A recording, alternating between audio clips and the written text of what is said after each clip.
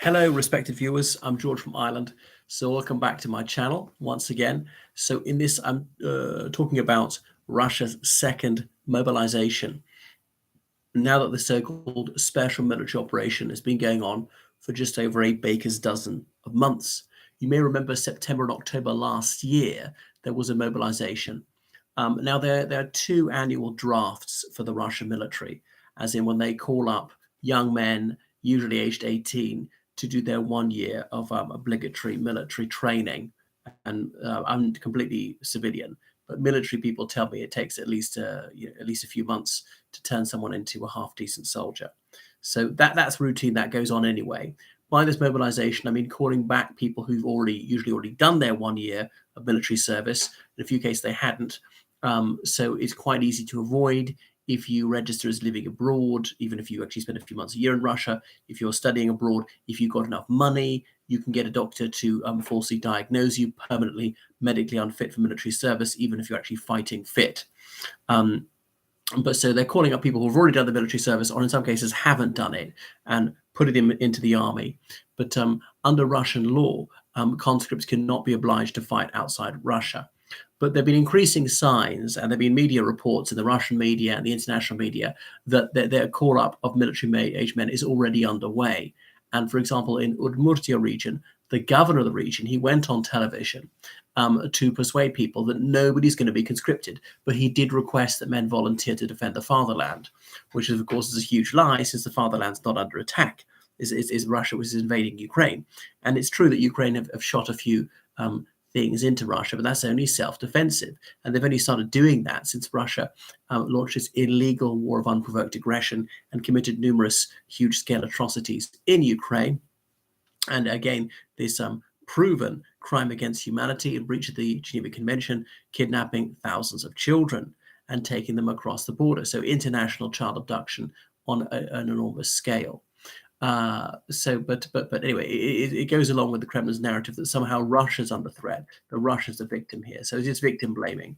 So last year, conscription upset public opinion. So the government is likely to try and avoid that.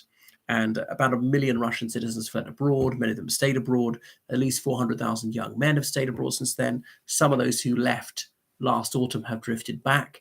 And it's obviously not just young men, it's sometimes their wives, their children have gone with them, which is not fantastic for a country which wants to boost its population.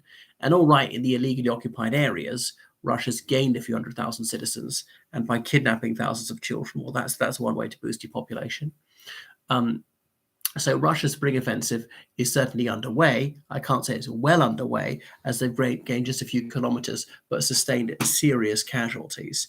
I mean, conservative estimates would say it's in the tens of thousands. Even if it was like 5,000 killed and 10,000 wounded, that's still well over 10,000.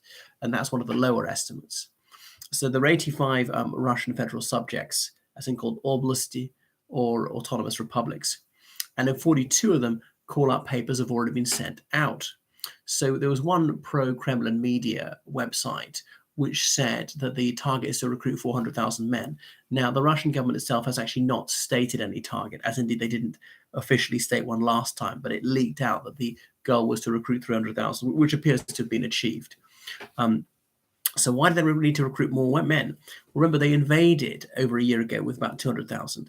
It's thought they've sustained over 200,000 casualties, maybe 50,000 killed, 150,000 wounded. Now, some of those wounds might be very slight, just a bruise, a broken toe or something like that, a few drops of blood, and these people completely recover and can enter the fray again. Everything up to right to be like a quadruple amputee or something, or blind and deaf or whatever. So some people are definitely hors de combat permanently. Right, so just to replace the losses, really give some people a break because they've served months, years, or whatever. And they say that when you invade, you need a 3-to-1 advantage, which Russia obviously easily had in artillery and tanks and aircraft, still performed poorly, but in actual soldiers on the ground, it was nothing like that. And Ukraine has obviously beefed up its armed forces, has conscripted people. The economy isn't functioning ordinarily, so a lot of people just don't need to be doing things like working in hotels or whatever, or doing lots of office jobs. Though some ordinary economic activity is still going, but they're able to mobilize much more of their population. And as so many women and children have left, men who are doing jobs ancillary to them don't need to do them in many cases. But there are some women and children there, and some Ukrainians have fled, have gone back because of Western Ukraine. Life can go on almost as normal. It's not really, they're not really under so much threat. So anyway, so Putin's spokesman Peskov said that there is no new ways of conscription. He completely ruled it out a few weeks ago. So if he rules it out, you know that it's going to happen because he's such a Pinocchio. So American analysts in particular suspect that a major mobilization is imminent, if not already underway, because Russia's always advertising for volunteers. There was a huge billboard just went up in Moscow the other day, but almost nobody's coming forward, and I wonder why. So it seems that the Kremlin is being much more cunning about this time, and they're going to do it step by step in one region, then the next, and the next, and not do it all of a sudden and nationwide. This is salami tactics. So the people don't notice. It's like boiling a frog.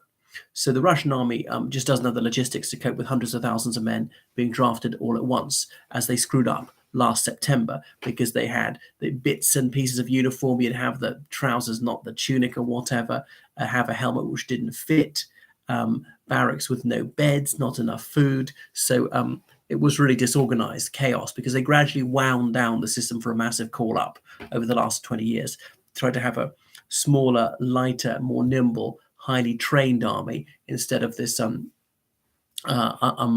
fairly untrained mass. Well, that didn't really work out.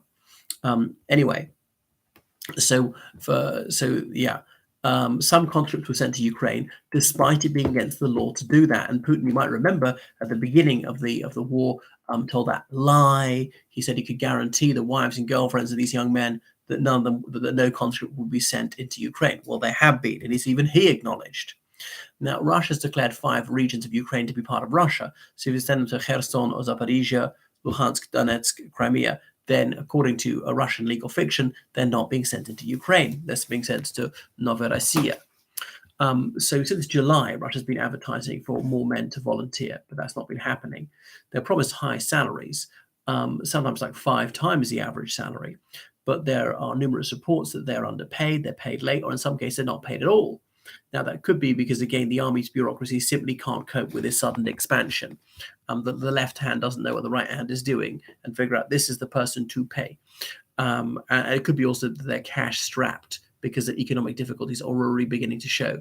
Go back to the 90s when soldiers weren't paid for months and weren't even fed either, and were often malnourished, were hired out by as laborers by their officers, little more than slaves.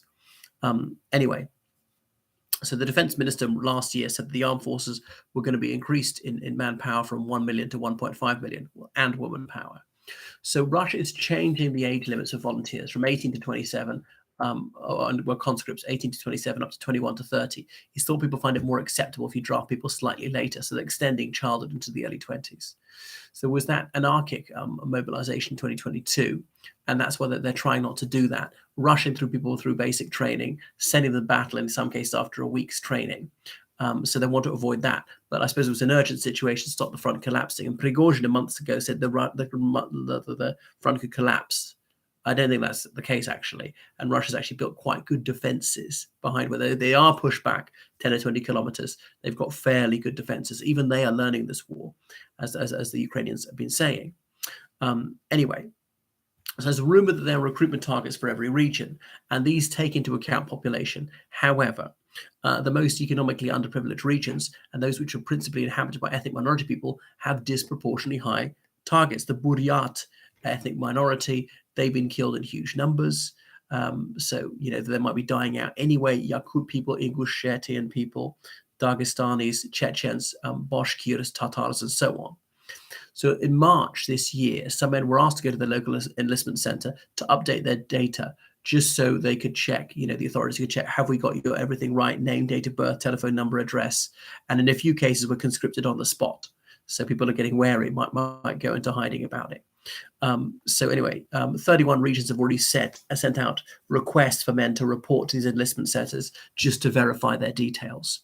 So it seems that the second mobilization is already in progress, but it's slower and more discreet than the 2022 mobilization. So some people think this will pass me by, because the last place to get it will be Moscow. So if you're a well-heeled Muscovite, you're not going to be drafted.